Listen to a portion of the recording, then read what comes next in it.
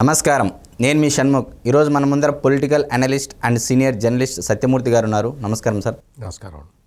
ఆంధ్రప్రదేశ్ రాష్ట్రంలో జగన్మోహన్ రెడ్డి గారి తర్వాత పెద్ద మనుషులుగా చెప్పుకునే, అగ్రనేతలుగా చెప్పుకునే ఒకరైనటువంటి వైవి సుబ్బారెడ్డి గారు ఒక మాట ప్రస్తావిస్తూ ఆంధ్రప్రదేశ్కు రాజధాని వైజాగ్ ఎందుకు, హైదరాబాద్గానే ఉంచాలి అని చెప్పేసి ఒక స్టేట్మెంట్ ఇచ్చారు సార్.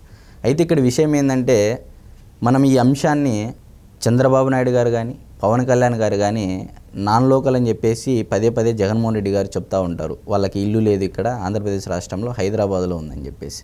మరి ఈ రెండింటిని పోల్చుకుంటూ మనం ఎలా చూడాలంటారు సార్? దీన్ని ఏ విధంగా చూస్తారు మీరు? అంటే వైఎస్ఆర్ కాంగ్రెస్ పార్టీలో ఎట్లా ఉంటుందంటే, వాళ్ళకి ఏది అడ్వాంటేజ్ అయితే అది మాట్లాడతారు. ఇప్పుడు చంద్రబాబు నాయుడు పవన్ కళ్యాణ్ నాన్ లోకల్ అని చెప్పి ఆ మధ్య బాగా ప్రచారం చేశారు. అంటే వాళ్ళు హైదరాబాద్లో ఉంటారు, వచ్చిపోతుంటారు. జగన్మోహన్ రెడ్డి కూడా లోటస్ పాండ్లో, హైదరాబాద్లో లోటస్ పాండ్లో ఉండే వచ్చిపోయాడు. ఇల్లు కట్టుకున్నంత మాత్రాన ఇప్పుడు మరి జగన్మోహన్ రెడ్డికి బెంగళూరులో ఇల్లు ఉంది. బెంగళూరు సంబంధించిన వ్యక్తి అట్లా మరి చాలా చోట్ల ఉంది. హైదరాబాద్లో లోటస్ పాండ్లో కూడా జగన్మోహన్ రెడ్డికి ఇల్లు ఉంది. అంటే జగన్మోహన్ రెడ్డి తెలంగాణ వాడా? అంటే ఇల్లు ఉండటం ఉండకపోవటమే క్రైటీరియానా? ఇవన్నీ కూడా ఏంటి అంటే, వాళ్ళ సౌలభ్యం కోసం, వాళ్ళు పబ్లిక్ని ఒక మెస్మరైజ్ చేసి ఒక మూడ్లోకి తీసుకెళ్ళటం కోసం ఇట్లా చెప్తూ ఉంటారు. వైవి సుబ్బారెడ్డి మీరన్న పాయింట్ ప్రకారం, వైవి సుబ్బారెడ్డి ఎప్పుడైతే హైదరాబాదుని ఉమ్మడి రాజధానిగా ఇంకొక 5 ఏళ్ళు పొడిగించాలని మేము అడుగుతాము అనగానే చాలా రియాక్షన్ వచ్చింది. మొత్తం ఆంధ్రప్రదేశ్ ప్రజల నుంచి చాలా పెద్ద రియాక్షన్ వచ్చింది. ఇప్పుడు చంద్రబాబు నాయుడు హయాంలో, అంటే రాష్ట్రం డివైడ్ అయిన తర్వాత రాజధానిగా అమరావతిని సెలెక్ట్ చేసుకున్నారు. అమరావతిని సెలెక్ట్ చేసుకొని అందులో ట్రంక్ ఇన్ఫ్రాస్ట్రక్చర్ అంతా డెవలప్ చేసి దాన్ని ఒక స్టేజ్కి తీసుకొచ్చారు. తీసుకొచ్చిన తర్వాత అది మొత్తం అమరావతి అనేది మొత్తం సెల్ఫ్ సస్టైన్ అయ్యే ప్రాజెక్టు. ఒక్క పైసా ప్రభుత్వంది పెట్టుబడి లేదు. ఏంటి, మొత్తం ల్యాండ్ పూలింగ్ కింద రైతులు ఉచితంగా ల్యాండ్ ఇచ్చారు. డెవలప్ అయిన ల్యాండ్లో రైతులకి కొంత షేర్ ఇస్తారు. ఇది ల్యాండ్ పూలింగ్. ఇటువంటి ల్యాండ్ పూలింగ్ అంశం ప్రపంచంలో ఎక్కడా జరగలేదు. మన దేశంలో అయితే ఎక్కడా జరగలేదు. ఎవరు ఇవ్వరు సొంత భూమిని. అటువంటిది చంద్రబాబు నాయుడు అందరినీ కన్విన్స్ చేసి ఆ ల్యాండ్ తీసుకొని దాన్ని అందులో రాజధానిగా డెవలప్ చేద్దామని చెప్పి ఆయన ప్లాన్ వేసి పెడితే, లేదు అమరావతి పూర్తి అయితే చంద్రబాబు నాయుడికి క్రెడిట్ వస్తుందని చెప్పి కర్నూలులో న్యాయ రాజధాని, అమరావతిలో అసెంబ్లీ అట్టగే ఉంటుంది, విశాఖపట్నంలో పాలనా రాజధాని అని చెప్పి విశాఖపట్నాన్ని రాజధానిగా డిక్లేర్ చేశారు. పోనీ 5 సంవత్సరాల కాల పరిమితిలో విశాఖపట్నంలో అయినా రాజధానిని డెవలప్ చేశారా? అది చేయలేదు. అమరావతిలో ఉంచారా? అది చేయలేదు. ఇసుక కంకర కూడా తవ్వుకొని పోయారు. కర్నూలులో ఏమైనా చేశారా? కర్నూలుకి న్యాయ రాజధాని హైకోర్టు తరలించే అసలు ఆ ప్రక్రియ లేదు, అసలు మాకు ఆలోచనే లేదు అని సుప్రీంకోర్టులో అఫిడవిట్ వేశారు. అంటే ఏంటి, నువ్వు ఉన్న ఒక్క రాజధానిని చెడగొట్టి 3 రాజధానులు అని చెప్పి 3 రాజధానులు కూడా చెయ్యకుండా ఇప్పుడు అదే ఉత్తరాంధ్రకి ఇన్ఛార్జిగా ఉన్న వైవి సుబ్బారెడ్డి ఉమ్మడి ఆంధ్రప్రదేశ్లో మాకు ఇంకా హైదరాబాదులో ఇంకొక 5 ఏళ్ళు మాకు అదే కంటిన్యూ చేయాలి అనే ప్రపోజల్ మేము పెడతాము, మేము అడుగుతాము కేంద్రాన్ని అని చెప్పేసరికి ఒక్కసారి ఆంధ్రప్రదేశ్ ప్రజలందరికీ కూడా వైసీపీ అంటే అసహ్యం వేసింది. అంటే ఇప్పటికీ 4 రాజధానులు, అమరావతి, విశాఖపట్నం, కర్నూలు, హైదరాబాదు. అంటే నువ్వు నీ లెక్కలో 4 రాజధానులు చేసావు. ఒక రాజధాని పోయింది, రాజధాని లేని రాష్ట్రం అయింది. ఇప్పుడు హైదరాబాదుని కంటిన్యూ చేయాలండి. హైదరాబాద్ని ఎందుకు కంటిన్యూ చేయాలి?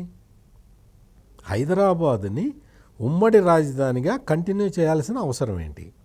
ఎందుకు చేయాలి? నీ రాజధానిని నీకు డెవలప్ చేసుకోవటం నీకు చేతకాక చంద్రబాబు నాయుడు డెవలప్ చేసిన రాజధానిని నాశనం చేసి కొత్తదాన్ని పెట్టడం నీకు చేతకాక ఉన్నదాన్ని నాశనం చేసుకున్న ముఖ్యమంత్రిగా నువ్వు ఉన్నప్పుడు నీకు అసలు తెలంగాణ భూభాగంలో ఉన్న హైదరాబాదుని ఉమ్మడి రాజధానిగా ఇంకొక 5 ఏళ్ళు కొనసాగించమని అడిగే హక్కు నీకు ఎక్కడుంది? మరైతే సార్ ఇక్కడ ఒక ఆలోచించాల్సిన విషయం ఏంటంటే ఎన్నికలు సమీపిస్తున్న కొద్దీ వ్యూహాత్మకంగా ఈ ప్రకటన చేశారంటారా? పోనీ ఈ స్టేట్మెంట్ యొక్క వెనకాల ఏదైనా వ్యూహం ఉందంటారా? లేకపోతే చిరకాల మిత్రుడైనటువంటి జగన్మోహన్ రెడ్డి గారికి చిరకాల మిత్రుడైనటువంటి కేసీఆర్ గారికి ఎంపీ ఎలక్షన్లు వస్తున్న తరుణంలో వాళ్ళకి లబ్ధి చేకూర్చే విధంగా ఒక ప్రకటన చేశారని మనం అనుకోవచ్చా సార్? మరి దీన్ని ఏ విధంగా చూస్తారు? ఇదేంటి అంటే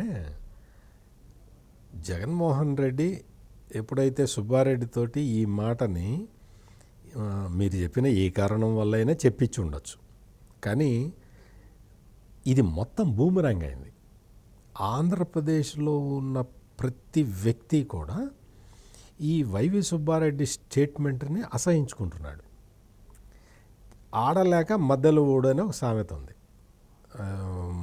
డ్యాన్స్ చేయమంటే ఆమెకి డ్యాన్స్ చేయటం రాక మధ్యలో సరిగ్గా లేదు, మధ్యలో సరిగ్గా కొట్టట్లేదు అందుట. అట్లా నీకు ఒక రాజధాని కట్టడం రాలేదు, 3 రాజధానులు కట్టడం రాలేదు, ఇప్పుడు నువ్వు హైదరాబాదును అడుగుతున్నావంటే నువ్వు ఎంత అసమర్థుడివి అని ఆంధ్రప్రదేశ్ ప్రజలందరూ కూడా అసలు ఆలోచిస్తున్నారు. జగన్మోహన్ రెడ్డి ఎందుకు చెప్పించాడో తెలియదు, కానీ వైవి సుబ్బారెడ్డి ఎప్పుడైతే ఈ మాట చెప్పాడో ఈ మాట చెప్పిన తర్వాత అసలు వైసీపీకి అప్పటి వరకు అభిమానులుగా ఉన్నవాళ్ళు, అంటే జగన్మోహన్ రెడ్డికి అభిమానులుగా ఉన్నవాళ్ళు కూడా ఈ రోజున వైసీపీని అసహించుకుంటున్నారు. ఇంత అసమర్థ ప్రభుత్వాన్ని మనం ఇంతవరకు చూడలేదు. అసలు హైదరాబాదును ఉమ్మడి రాజధానిగా కంటిన్యూ చేయాలని కోరటం అంటే అసలు ఆంధ్రుల ఆత్మగౌరవాన్ని తీసుకెళ్ళి తాకట్టు పెట్టినట్టు లెక్క.